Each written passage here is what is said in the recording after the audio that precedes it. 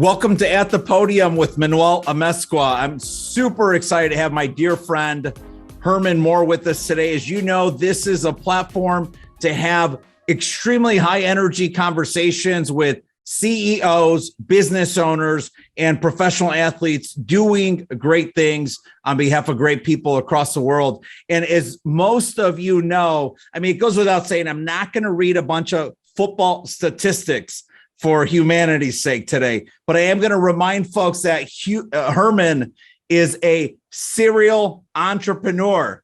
He is an NFL All-Pro wide receiver with our beloved Detroit Lions. And yes, I am a lifelong Chicago Bears fan, but you have to have tremendous respect for the city that cannot be out-hustled. Detroit versus everybody. Herman Moore. He's the founder and CEO of Team 84 LLC. And I will tell you, I'm not going to go through every single business that he has started, launched, or is a part of today. But when I say serial entrepreneur, here's a guy who is doing great things on behalf of great people by building incredible organizations represented by incredible humans. And I can't wait to have today's conversation with Herman. Herman, welcome. Thank you very much for having me. It's always a pleasure to see you. You too. You too. And hey, just so folks know, because everybody's always like, you're from Chicago. You have all these Detroit guests, right? I'm like, look, I've got two Herman Moore footballs behind me. Just FYI, let's just be clear.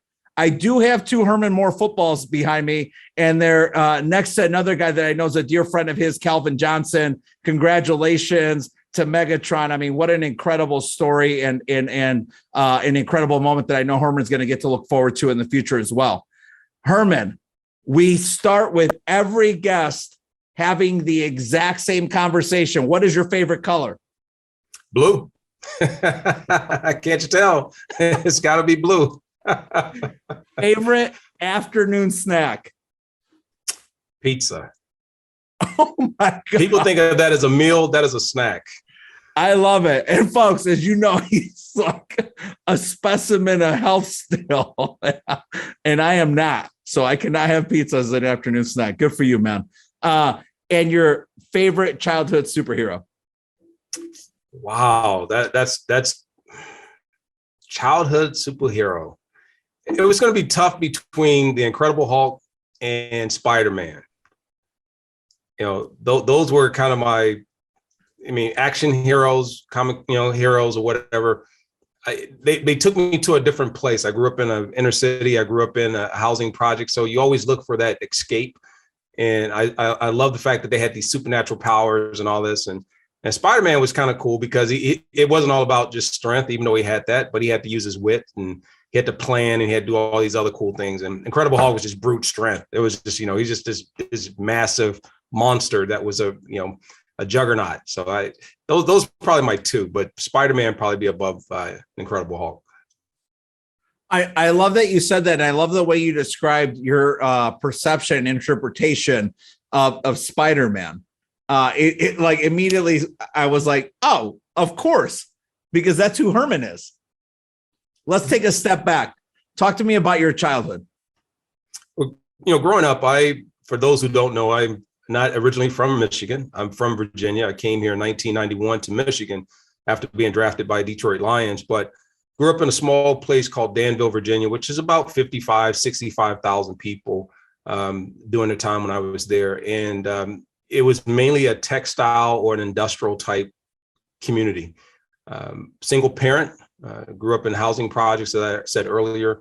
And it wasn't so much that was the unique piece. It was just the fact that I was able to be around and see a woman who, as a single parent, they said, it takes a man to raise a man. While that may be true in some regards, there's nothing like the strength of a woman who has to do it. And for her, she taught me so many values that still exist with me today. And the biggest one being never to quit. And everything that I do, I promised her I would never quit. I quit one time in my life and that was it. I was about 7 years old. And it was over sports. And luckily I stuck with it. But that was my background. And then eventually leaving there, going through all the way up through high school, going out to the University of Virginia, getting an opportunity at an athletic scholarship.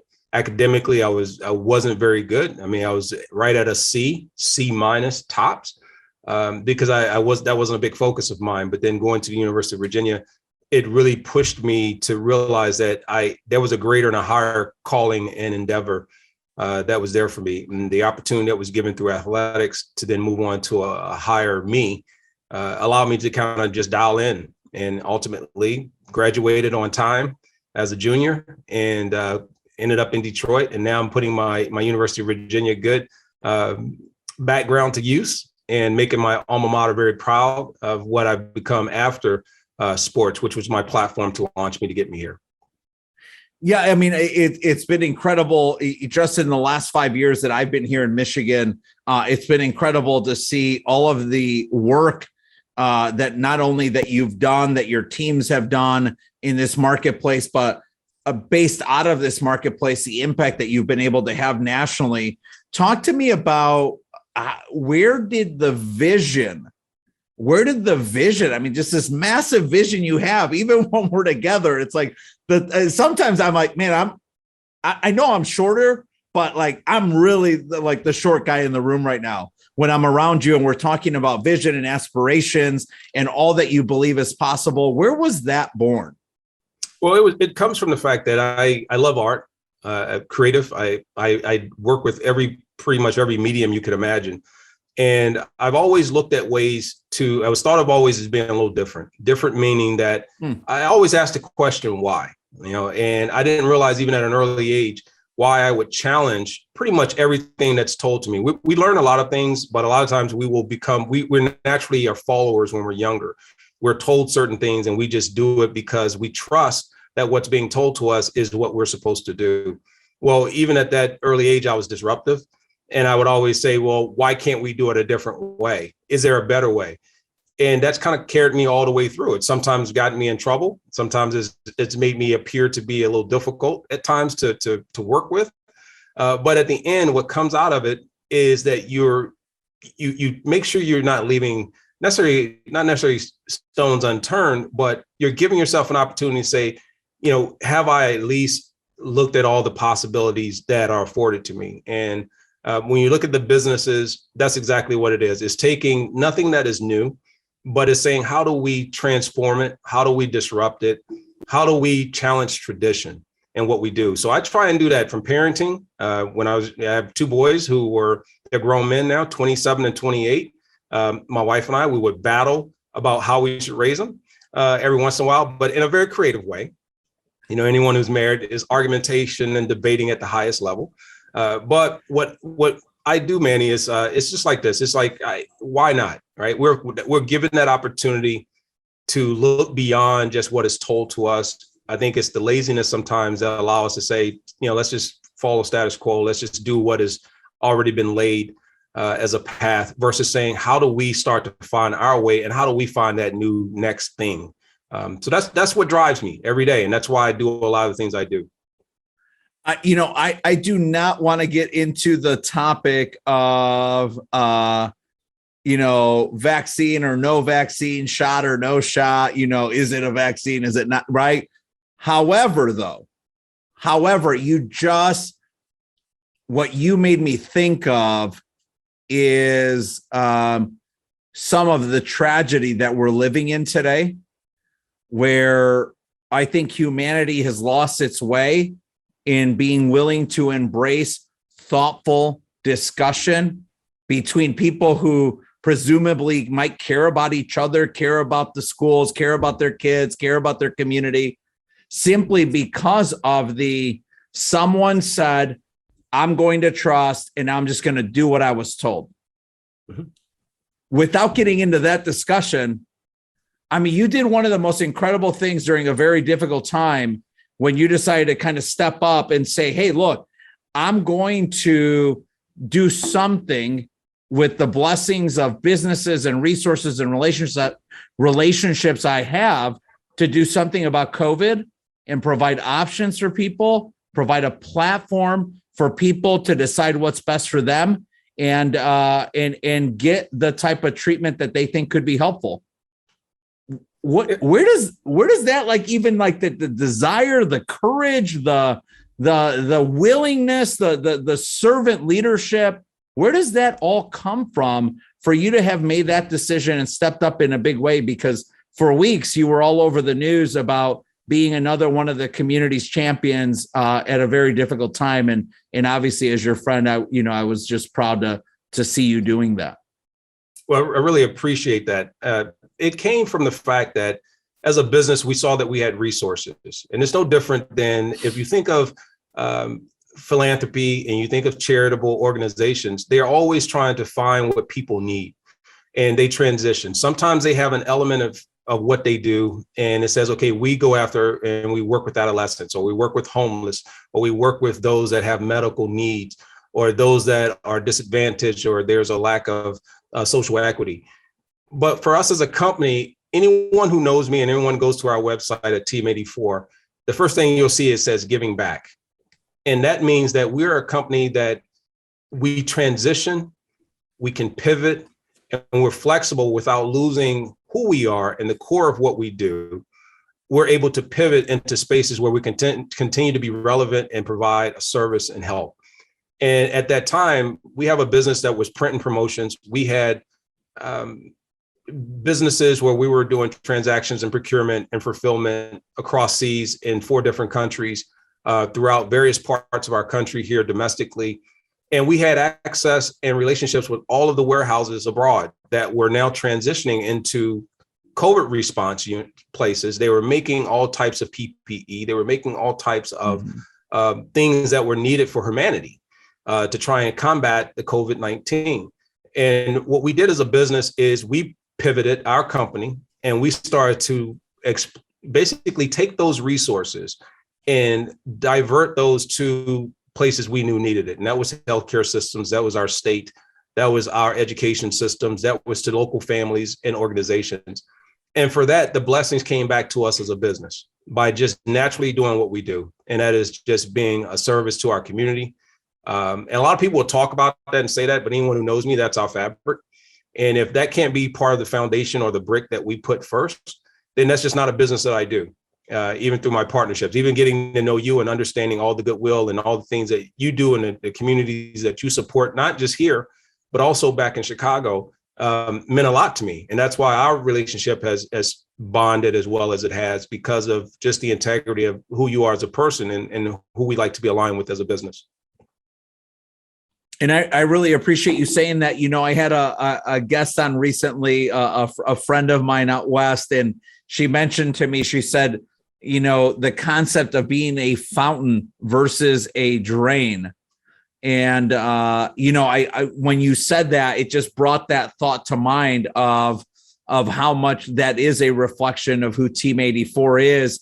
And the team's a reflection of typically the hierarchy that exists in that environment, right? Or that ecosystem, whether it's the owner, the head coach, or maybe the owner and the head coach is the same human.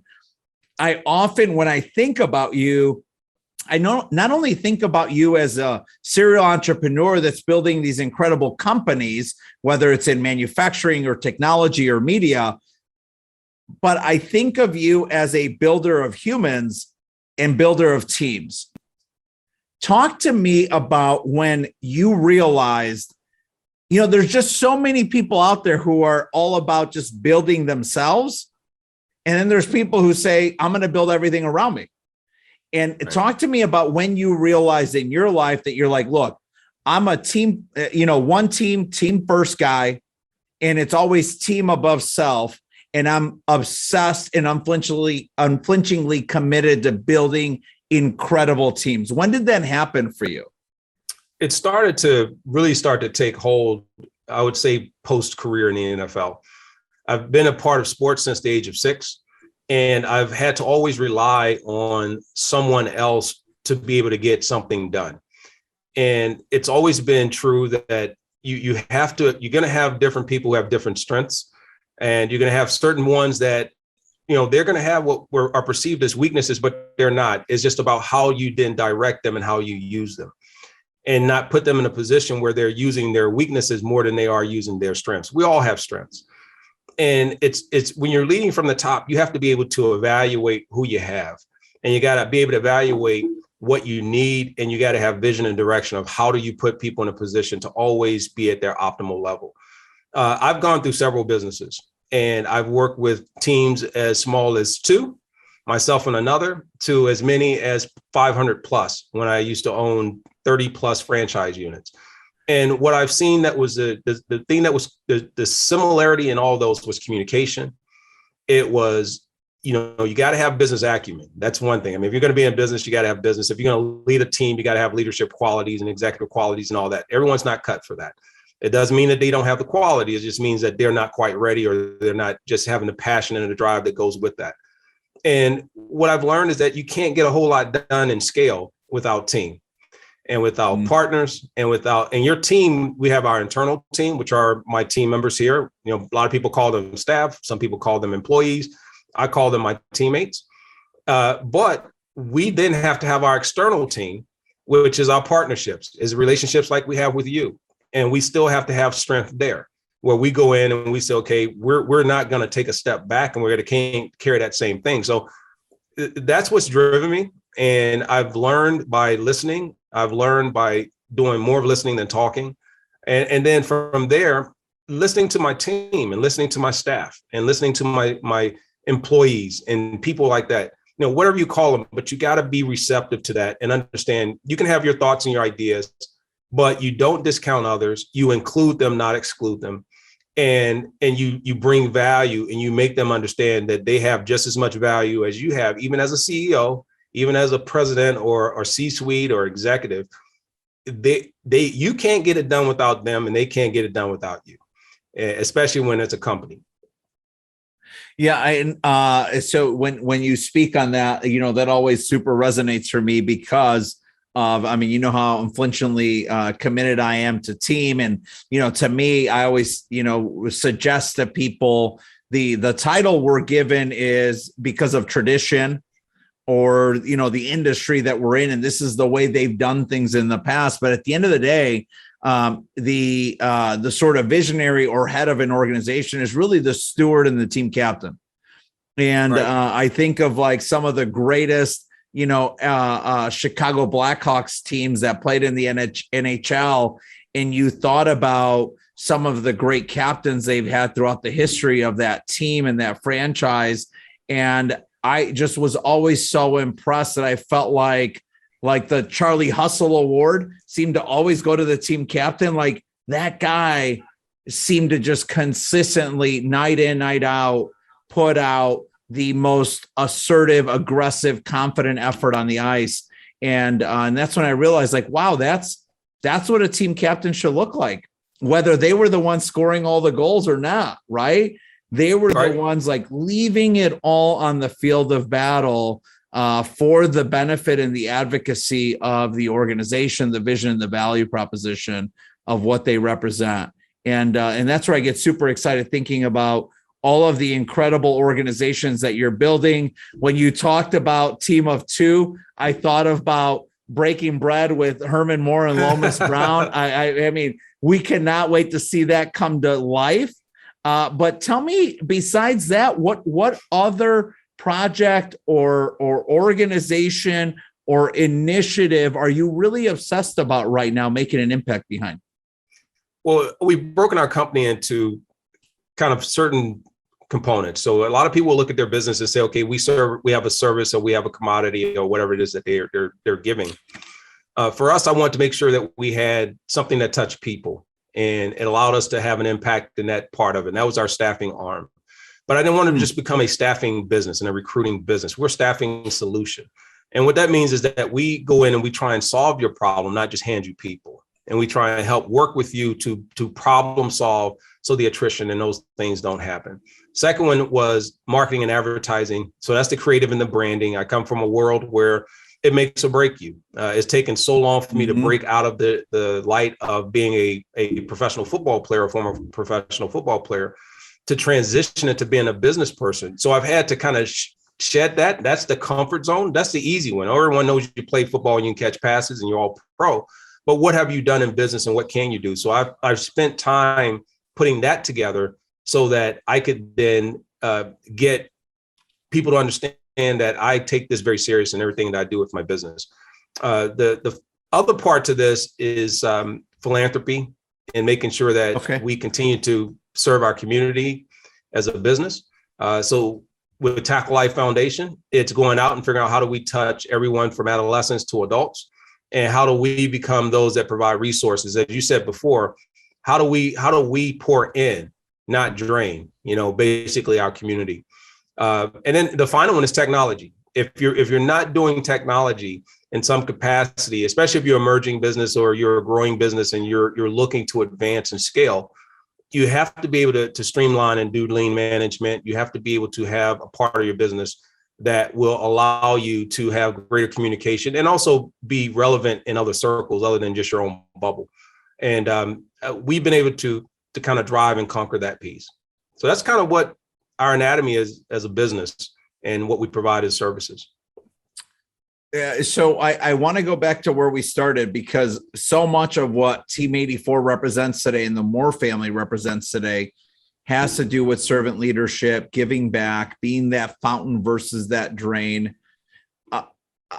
Being in the financial services industry, we speak and communicate with our clients and our friends and the people that we care about about the fact that, like, look, one thing you cannot dispute is that our childhood and our childhood experiences will have a tremendous impact on our relationship with money, on our relationship with generosity, on our relationship with giving up the greatest asset that exists, the greatest currency that exists in today's world, which is our time.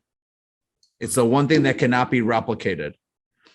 How much of that abundance mentality and approach to life that I see in you, that I see in Joy, that I see in the people you surround yourself with, like Chrissy and others, Lomas, how much of that do you think came from your childhood, and who else throughout your life, childhood and beyond, had an impact and influence on that?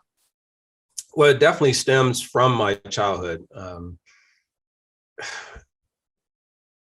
I can't say enough about my mother, and a lot of people would have to meet her and know her to understand who she is and the foundation of what she has provided. She had to take care of all of her brothers and sisters. She was the oldest of her siblings, and having to be responsible made us responsible. We learned chores at a very early age. We learned how to make sure that we did certain things that were necessary in terms of life skills. Because we didn't have a ton growing up, once I was blessed enough to go in the NFL and earn a very good living and be able to become financially independent. The responsibility that came with that was something that not many people come from that background are prepared and ready for. And you're used to giving out and being so overly generous with things. Why not still do that with your money? Why not also be over trusting? But what I learned through that process of having some ups and downs, and I'll admit, I was one of those players that came real close to having some really bad financial outturns because I became overly trusting. And even with financial people, I wasn't prepared mentally and from an education standpoint to be able to speak with my advisors and plan strategically in a way that made their jobs and their commitment to me smoother, because I would step outside of the plan because I just didn't know any better. And financial literacy is one of those things that's a life tool. That is something that I didn't have. I didn't open up my first checking account until I was in the NFL and having my own credit card and all those things. We didn't have resources like that. So it is a commitment that I've made back to make sure it's not about what I give, it's about how I prepare. How do I prepare people for what I know they're going to need? You can give people things all day, but if you give them knowledge and then you give them the confidence and you give them products and services or relationships that will allow them to grow and nurture and explore, now you're really doing something. You're doing something a little different. It's not passive. So that's where I am. And with all those people you named, for instance, with my mom, I had my school teacher. There was a lady by the name of Betty Sarton. I nominated her for Teacher of the Year. She was my my middle school teacher. She ended up becoming teacher of the year for the NFL. And the reason I nominated her, because she told me the importance of being a man. You know, everybody talks about that. I had nominated her because she told me that stay behind after school and to work on the eraser board. You know, at that time we had to take the blackboard and you had to erase them and all that. I didn't want to go play out in the yard. She had me stay there, and she mentored me the whole time and talked to me about etiquette and talked to me about what it meant to have good character. And she helped me build that. So then when I got to my coaches, they were then hard on me. They saw I had talent, but they weren't going to just let me walk through for a win on their column. They would kick me off the team and say, you know what, I'm going to kick you off because it's going to be better than me allowing you to sit here and get through because of your athletic ability. And when I saw that they took something away from me that meant something to me, I changed. I came back. I was the leader. I was the one who made people understand you don't squander opportunity. And that carried me all the way through my career. Got to college, same mentors, same coaches, same professors and deans who stuck with me, even though I wasn't the greatest student. But they saw something in me I didn't see in myself, so they didn't give up. And then the final one I say, when I got to the NFL, it was paying it back. As I started to go through, I was having a tough first year as a rookie. My soon-to-be wife was in college. She was going to leave and then graduate the year after. I was kind of by myself, this young player here in Michigan. But I'll say this, Manny, it was the coaches who stuck there with me, as the mentors that came to my aid.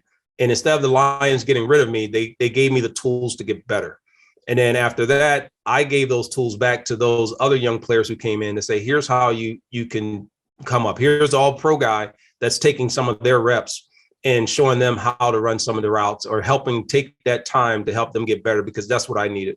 And I continue to do that in life. And it's not a thing you throw the light on yourself. I throw it back on all those people because I can't be me without them.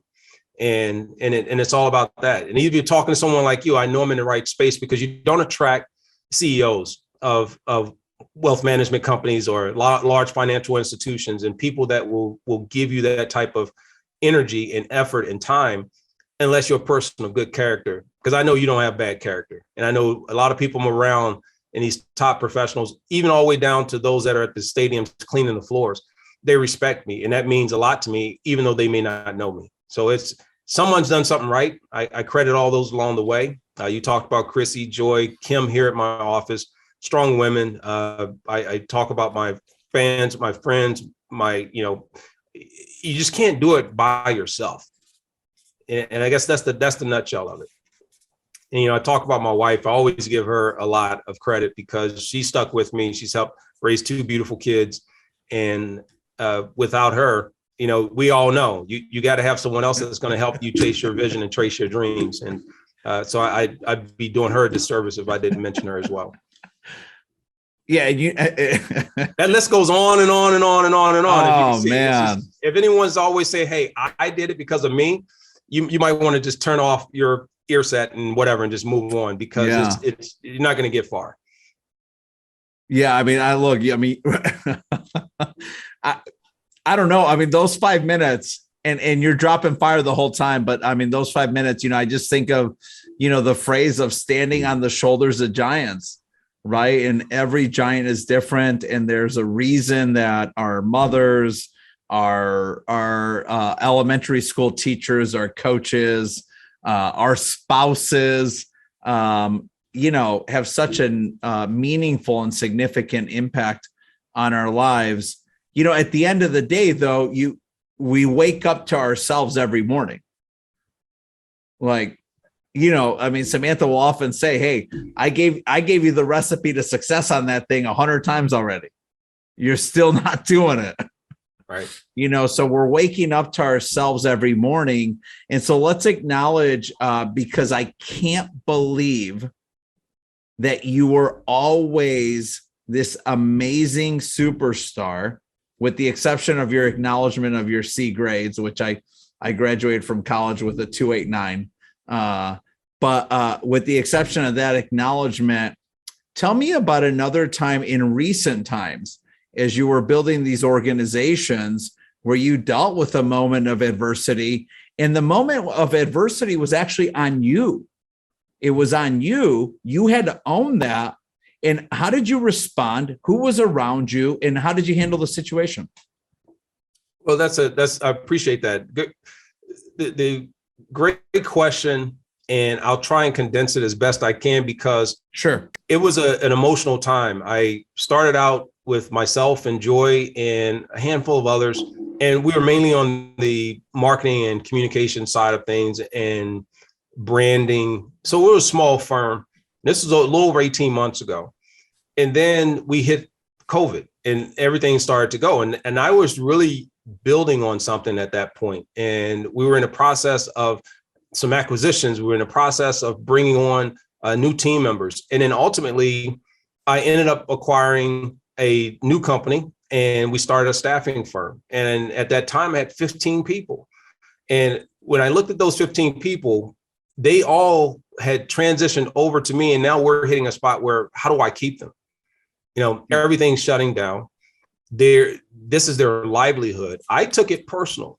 You know, yeah, I would be okay, but it was no way I was going to be able to sleep well, knowing that now all these people, all these team members were going to have to kind of find their way and struggle.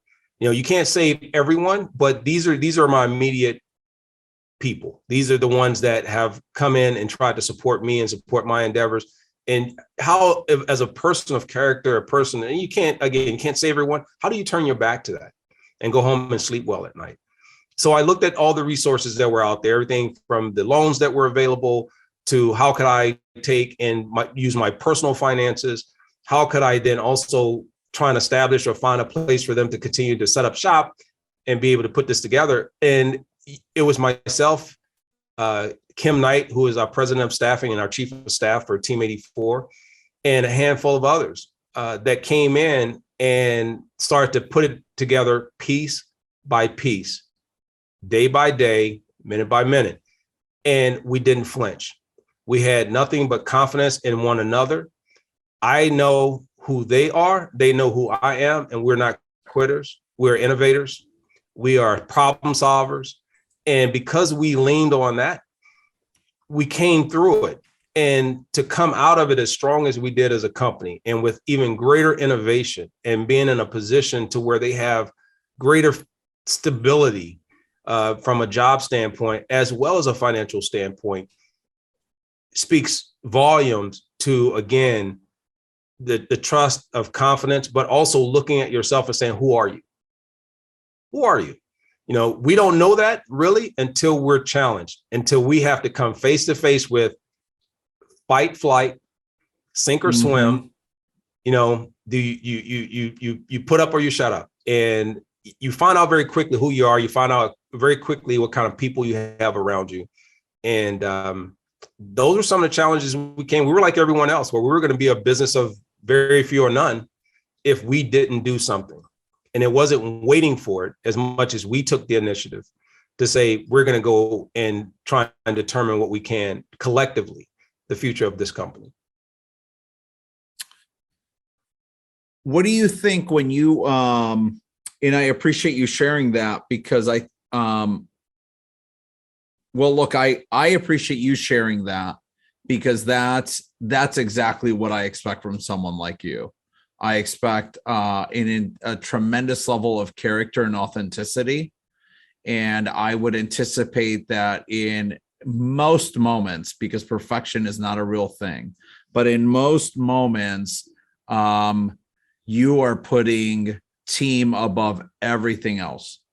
And that's special. I mean, I think when folks listen to this sometime in the future, I mean, we've got to remember, like, Team 84 LLC is, I mean, that's the umbrella company, right? Mm-hmm. And there's all these wonderful, like, things going on underneath there, and so many incredible organizations and philanthropic endeavors and commitments and initiatives that impact our community, that I think people need, people may want, people don't need, they don't need to, they shouldn't, blah, blah, blah, should's a bad word, but people may want to learn more about that story. And so I'm really glad that you shared that in such an authentic and vulnerable way. When you think of the next game, what's that one thing in that next game, that next play, that next season that you're thinking about, hey, this is something really at the forefront of my mind and my vision that's an integral part of this Team 84 LLC community and legacy that I'm creating. This is a big part of that. This is something people should know about, because if the right people hear about it, they should reach out. What is that for you right now? What would be two things? I mentioned earlier in the show that giving back is one thing.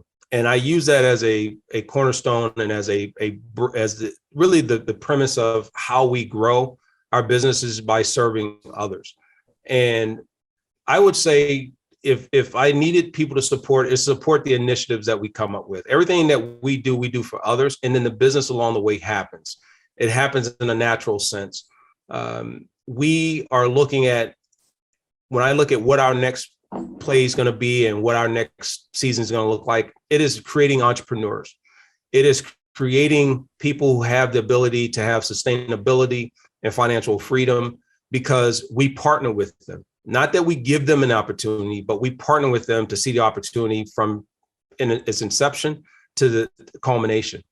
And by doing that, our entrepreneurship programs, which we're going to do through the Tackle Life Foundation, is going to allow us to grow people who need to scale their business, but don't have the resources that we have to leverage what we have as resources to help them scale, whether it's in contract manufacturing and creating their own products or brands, and personal care services, to pet care, to car care kits, to cleaning solutions, to getting people to come in who want to learn about technology and once they want to grow in that particular area.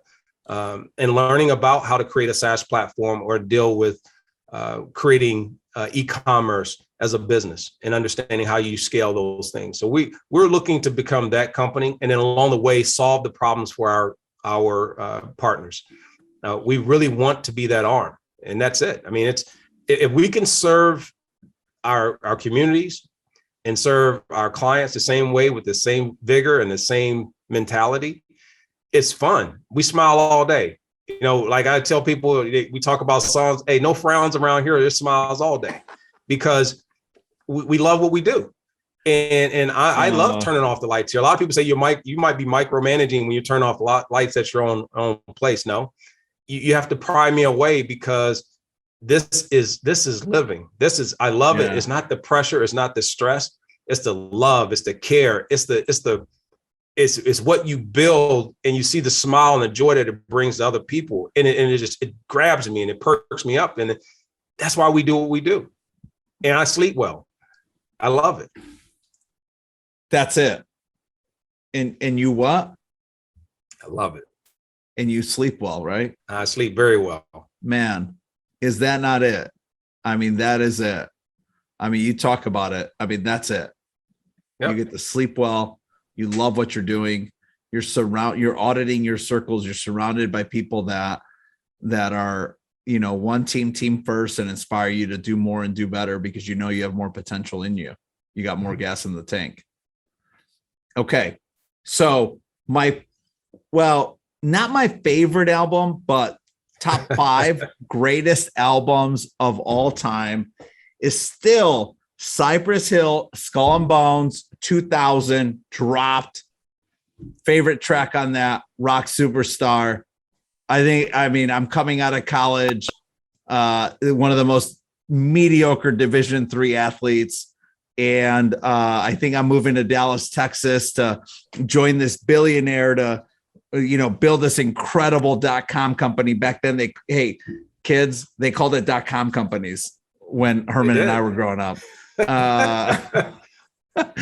And it didn't go well. But I'll tell you what, man, that album, that track has consistently been one of my go-tos, next to, Chris Cornell and his version of Patience, Journey, and Don't Stop Believing, and all these other incredible albums. What's like your go-to when you're like, man, like I just got punched right in the nose.